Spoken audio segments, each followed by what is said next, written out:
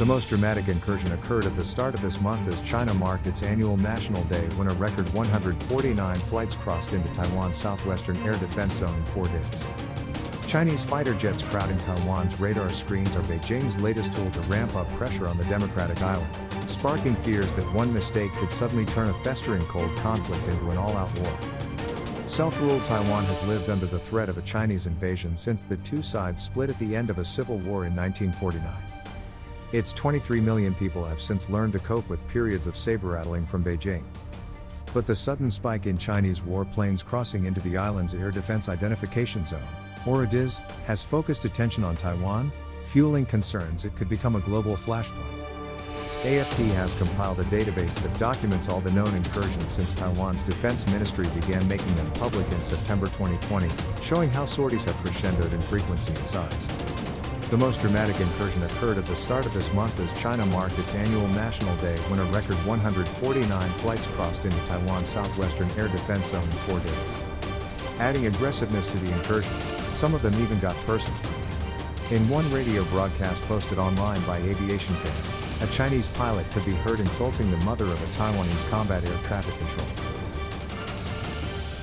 Those 4 days alone saw a 28% increase on the total for September, which was, until then, the month with the highest number of flights at 117. Last year, Taiwan said it recorded some 380 incursions into its southwestern air defense zone. So far this year the total is already doubled at 692, as of October 22. There has also been a steady increase in sorties using the kind of planes that would be used to strike Taiwan were an invasion to take place, including the nuclear-capable H-6 bomber. In September 2020, the month that year with the highest number of sorties, Taiwan recorded incursions by 32 fighters and 3 bombers. So far this month, there have been 124 fighter jet incursions and 16 by bombers. Still, analysts say the threat posed by these incursions should not be exaggerated.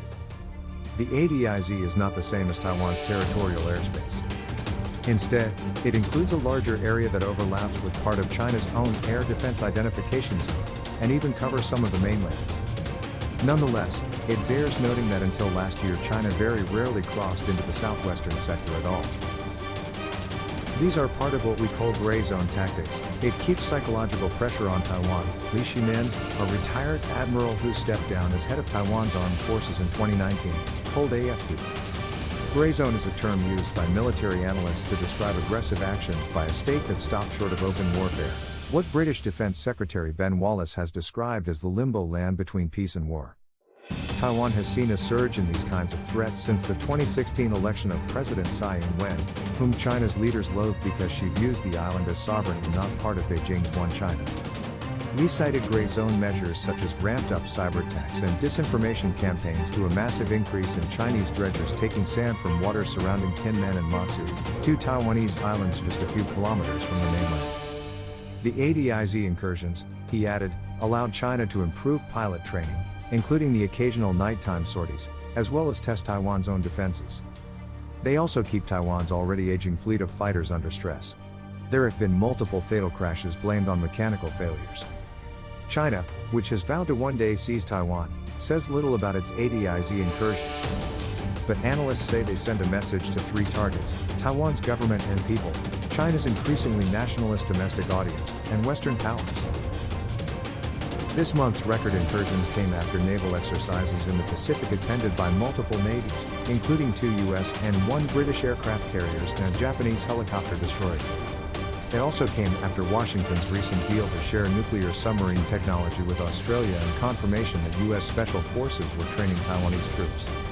Beijing wants to demonstrate that it will not be intimidated by regional security alliances in the making, which undoubtedly are aimed at China, J. Michael Cole, an expert with the Washington-based Global Taiwan Institute. It also demonstrates to a domestic audience that it is not complacent about developments that favor Taiwan, he told AFP. The United States has long maintained a policy of strategic ambiguity towards Taiwan, selling its arms without explicitly promising to come to the island's help. But President Joe Biden has now twice stated that U.S. forces would defend Taiwan's people if China made a move on it.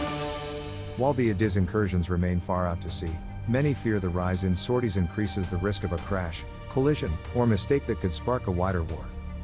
President Xi Jinping, China's most authoritarian leader since Mao Zedong, has made seizing Taiwan a key pledge as he engineers a third-term push next year. China's increased forcefulness has prompted the US and Taiwanese officials to publicly warn that Beijing could be ready to invade in just a few years. Jia Quango, an international relations expert at Peking University who advises the Chinese government, published a stark paper earlier this summer in which he warned a perfect storm was brewing in the Taiwan Strait. Beijing's more aggressive treatment of Taiwan in recent years was shaped by its growing military capabilities and increasing domestic demands for unification, he argued.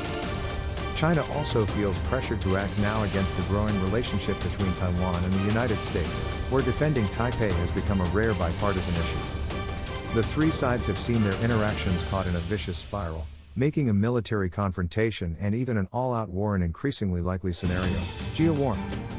Su Zhu-yun, a military expert at Taiwan's Institute for National Defense and Security Research, said Taipei should be more vigilant but it needn't be over-worried. An amphibious landing across the Taiwan Strait, he told AFP, still remains the most complex military operation and if any part of the process is undermined, the operation would fail.